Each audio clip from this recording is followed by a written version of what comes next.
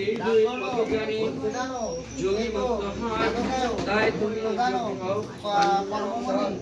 বেদে যোগ্যে তবে পূর্ণ ফল ছেড়ে অন্তিমে পরমাগতি যোগী লাভ করে। অষ্টম অধ্যায় শাসন অষ্টম অধ্যায়ে ভগবান শ্রীকৃষ্ণ ব্রহ্মতত্ত্ব, অধ্যাত্ম তত্ত্ব, কর্মতত্ত্ব, অধিভূত, অধিদৈব ও যজ্ঞের ব্যাখ্যা করিয়াছেন।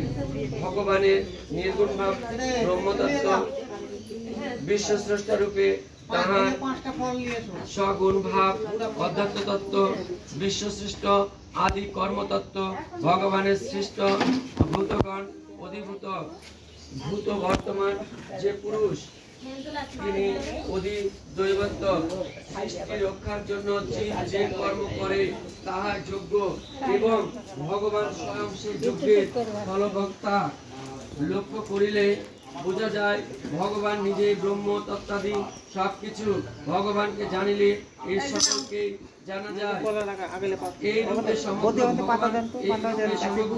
ভগবানকে জানিলে হয়।